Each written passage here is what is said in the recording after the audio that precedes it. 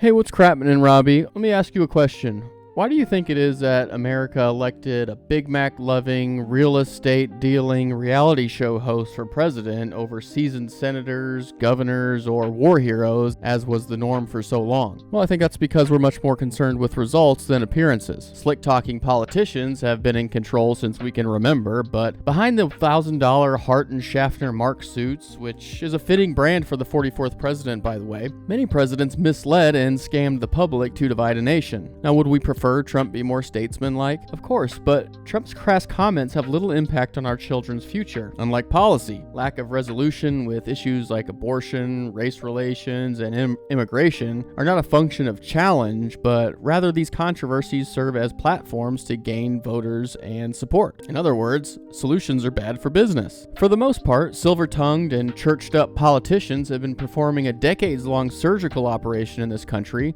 working to amputate the American people from control to implant an elitist cabal of sycophants willing to do anything for money, power, and control. But with so many unsanitized hands grasping at the guts and innards of this nation in an effort to create a Frankenstein creature to do the globalist bidding, much bacteria have been left festering. Now, pus and blood are seeping from the open wound that is Minneapolis. But it's just a symptom of a much more serious infection. Thanks for stopping by NPC Overrider, where we challenge mainstream source code to develop independent thought, one user story at a time. Today we're playing a little Doom. We call it a little Doom, okay? So grab yourself a shotgun and let's check out the latest programming. Okay, Part 1, Victims of Non-Enforcement. In January of this year, independent journalist Nick Shirley investigated an alleged large-scale fraud ring where elected officials and Somali Americans may have been involved in collecting taxpayer money for kids who don't exist. But conveniently for Minnesota leaders, the deaths of two political agitators diverted attention elsewhere. As everybody and their brother knows by now, on January 7th, an ICE agent fatally shot 37-year-old Renee Good while obstructing deportation operations in Minneapolis. Just a few weeks later, Border Patrol agents shot and killed Alex Preddy, who's also 37, and like Good,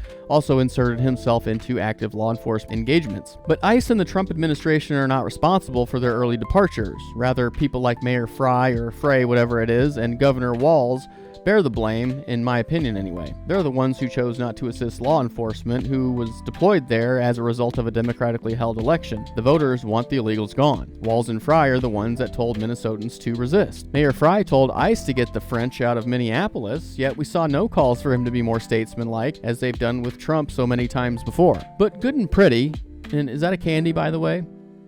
While they're seemingly brainwashed, they both chose to embed themselves into federal law enforcement activity to resist and disrupt the removal of violent criminal aliens from our borders. Conversely, many innocent American citizens, mostly women and children, died at the hands of illegal aliens while minding their own business. Who pays the consequences for the lack of immigration enforcement and the required local support to make it safe? People like Laken Riley, Molly Tibbetts, and Dakara Thompson. But these aren't just a few edge cases that the far right uses as political tools, as the corporate press would have us believe. Countless Americans have died or been severely maimed because of illegals in this country, whether we're talking about malicious violence, drunk driving, or just standard car accidents. But you won't hear their names on the lips of crooked politicians, celebrities, or talking heads on CNN. Part 2, Selective Outrage and Elitist Double Standards. The leftist establishment is picky about what stories they cover and where they lend their support. When a murderous looter shot and killed black retired police captain David Dorn while protecting a pawn shop in St. Louis during the 2020 riots, we heard crickets from BLM and the legacy media. But the killer was also black, so it's a wash for the left, you know. While Renee Good received partisan support for obstructing lawful orders resulting in her death, the same backing would not be extended to Ashley Babbitt, a white woman, when a black Capitol Police officer shot and killed her on January 6, 2021. So much for that white privilege. The left supported Alex Preddy's right to bear arms at a, quote, protest, yet they would not grant Kyle Rittenhouse the same courtesy. Walz urges Minnesotans to resist and cause, quote, good trouble from behind his mansion gates, and encourages citizens to stop referring to ICE as law enforcement. But this is nothing new. During the lockdowns, Gavin Newsom enjoyed his dinner at the French Laundry while us paupers waited for our DoorDash. Churches and small businesses closed while strip clubs and Starbucks remained open. The globalist media weeps for Ukrainians and Palestinians, yet remains silent as the Iranian regime murders innocent men, women, and children by the thousands. No crocodile tears from Jimmy Kimmel, no celebrity montages talking about taking responsibility, and certainly no songs from Bruce Springsteen. Part 3, Revolution Tactics. But the contagion runs much deeper than hypocrisy and selective outrage. This is literally state-sponsored revolution. We've seen elected officials like Mayor Fry and Governor Walz call for active resistance, but there's more to it than blowing whistles and blocking traffic. Activists have reportedly organized in signal chats seeking to communicate federal law enforcement activity directly to Minnesota Attorney General Keith Ellison's office via a state-run portal. Journalist Cam Higbee infiltrated these chats and found that the portal allows users to submit narratives, photos, and videos documenting federal movement. Yet these people are involved in much more than observe and report tactics. Agitators reportedly have access to the Secretary of State database to check license plates to pinpoint law enforcement and journalists, while employees at hotels and restaurants flag their locations upon arrival. Independent journalist James O'Keefe described to Megyn Kelly that he and his team were instantly targeted upon arriving in Minneapolis, with his driver, who rented the car, receiving death threats, and masked thugs arriving at multiple hotels to intimidate them. These are not protests. These are not the actions of everyday Americans with standard resources. This is a state-sponsored insurgency aimed at radical change. It's not a push for, quote, immigration rights or to combat, quote, fascism. The end goal is, in fact, communism. I know we all throw these words around a lot and they get watered down and lose meaning, but to better understand the crux of the actual problem, I highly suggest you read Mao's America, A Survivor's Warning by Xi Van Fleet. It's not a history book. It's a first-hand account of a young girl who survived China's Cultural Revolution. It's also, as the title implies, a warning. The Chinese Communist Party divided its people through identity politics, youth agitation, cancel culture, historical manipulation, and ideological indoctrination in the education system. Sound familiar? Okay, let's check out the final patch. None of what's happening in Minneapolis is about fraud, freedom of speech, or those who unfortunately lost their lives.